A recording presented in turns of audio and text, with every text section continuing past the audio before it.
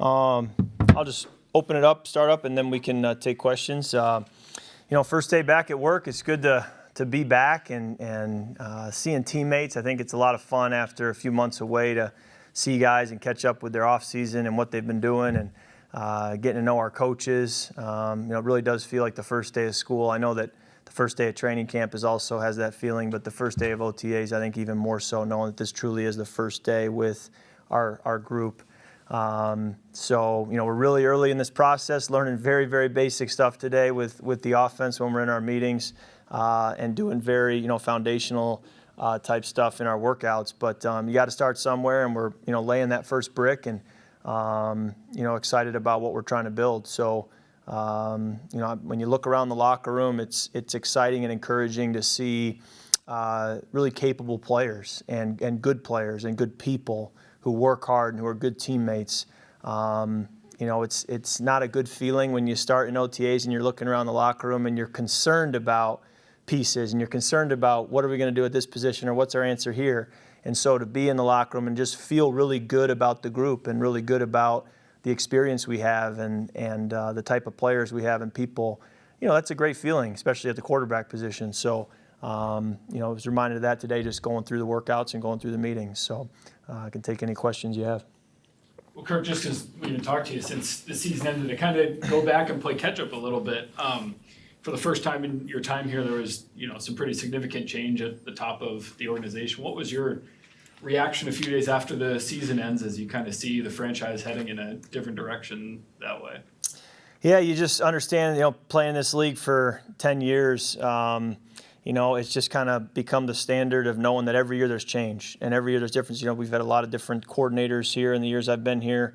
And so, you learn to deal with that. And again, we've had some pretty big changes. And so, then it just kind of becomes, all right, what's important now? How do we move forward and try to get the best plan together to win? And that's really been the focus ever since we walked away from that last game. There was, I guess, the next bit of big off-season stuff was you and your contract, and I guess you could have gone any number of ways. You could have played out the season and been tempted by free agency again. Why sign the extension that you did? I think the short answer is I want to be a Minnesota Viking. I wanted to help create some cap space so that we could put together the roster that you do feel really good about, and I think it was just trying to always, find win-wins. And I think it was a way to create a win-win, and then hopefully that leads to a lot of wins this fall. Kirk, what were your thoughts on all the movement of quarterbacks? And then also, just part of you think that you might have been part of that?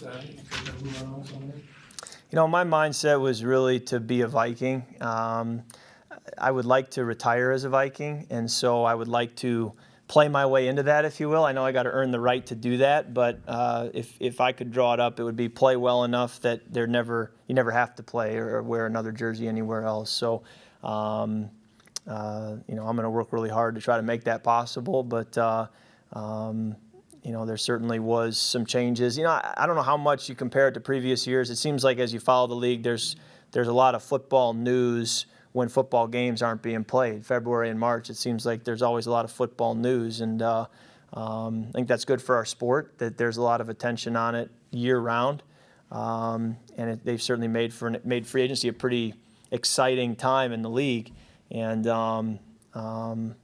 so anyways, I was just like everybody else, I guess, just kind of from the outside watching from a distance.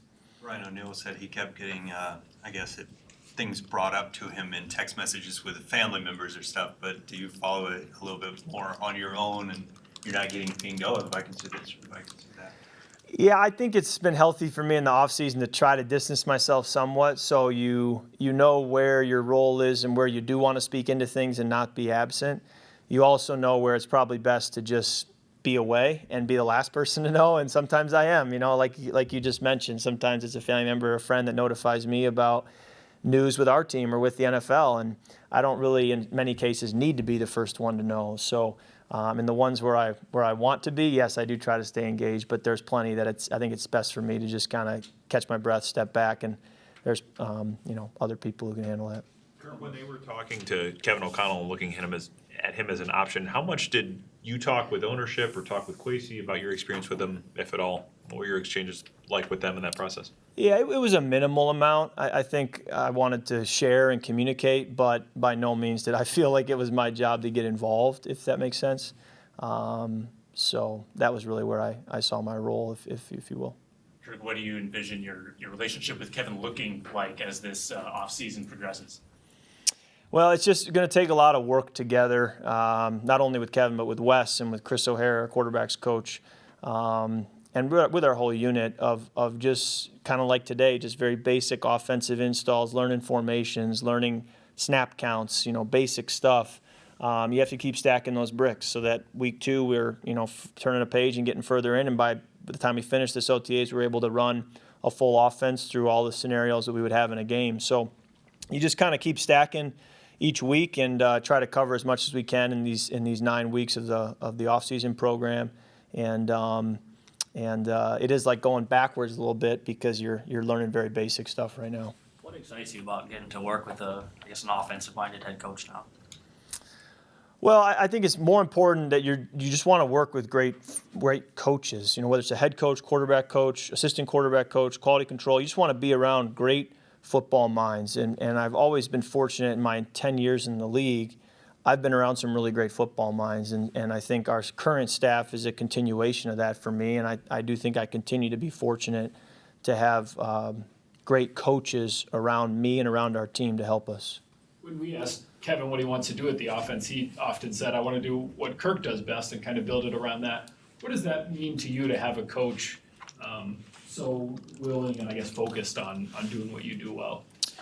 I think that's always kind of been the norm. When I go back to my days with other coaches, it was always sort of we're going to ask players to do what they're comfortable doing, and we're not going to do things that they're not wired to do. And so I'm sure there are all kinds of stuff that you don't do offensively that as a coach, if you get with a different skill set or different group of guys, you now implement that, and vice versa. If you are used to doing something else and you get with a guy who has a strength in a certain area, you try to highlight that. So I think that's just kind of coaching 101 is what are the tools I have to work with, and then how do I enable them to play at their very best, when their best is required as we're coached. So I think that's just a big part of coaching in general.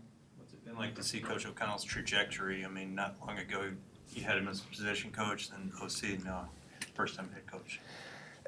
I would say it's been great to see, but it's again, I've kind of watched over a decade in this league a lot of people kind of ascend, and so it's become sort of the norm of watching coaches go from a QC to a quarterback coach to a coordinator to a head coach, sometimes even skipping the coordinator spot.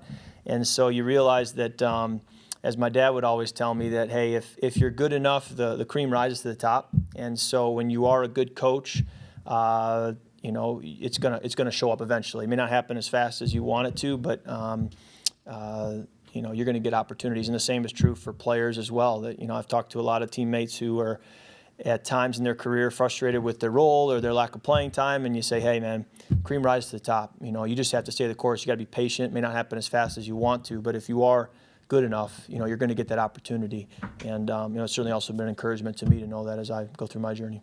Every coach kind of has their own path to make it through the NFL. Some guys come from different areas, but for Kevin, being a former NFL quarterback, how beneficial is that for you to kind of play off of somebody who's played the position? Yeah, and it's not a given. I mean, when I look back on my coaches who have coached me or coached the quarterback position, Matt Cavanaugh played 14 years at the quarterback position, but more often than not, it was someone who didn't. And so I think it can't hurt. I mean, I think it's a tremendous asset to say, I've lived it, I've been there, and certainly you would never trade that for someone who doesn't know football as well. But the fact that you know football and have done it, I think that's an asset. You mentioned how in order to earn the long-term security to call yourself a Minnesota Viking for like the rest of your career, you need to earn your way into that. What are the steps that you need to take for you to get that security, to bring yourself to the next level? Well, I think it's every day, right? You earn it every day. So it's coming in now in OTAs and picking up this system quickly, learning the things we were taught today quickly so that you can build the next brick and just keep stacking them up and be consistent so that year after year you're doing the things that it takes to be successful. It's staying healthy, that's playing at a high level, that's protecting the football, it's making plays, it's leading your teammates, it's playing with poise, with toughness. All the things it takes to be a great quarterback. It's doing that not one time, not one season, not for a 2-year, 3-year run. It's doing it for day after day after day. And you look back after hopefully, double-digit years and you say, man, that was a great run. But it's really just taking it one day at a time on the way there. How did you structure your offseason this year in terms of being able to get together with guys and trying to find time to throw with different receivers? Yeah, I did try to get together. We got together with KJ and Adam and through, and it was a little challenging logistically to try to find the right way to do it all, but also trying to really take advantage of the time we now have together these 9 weeks to make sure we maximize it. And, my off season was a combination of family time, a lot of body work, trying to, as you get older, make yourself young. And that certainly will be a priority for me every year that I continue on in this league. What was your reaction to some of the additions the Vikings made on the defensive side of the ball in free agency? Yeah, I'm excited about the players we've brought in. Just had breakfast this morning with Harrison Phillips, and I love knowing he's got a wrestling background because I've always felt that guys who wrestled were usually pretty good, with their strength, their toughness, their ability to just be tough to block.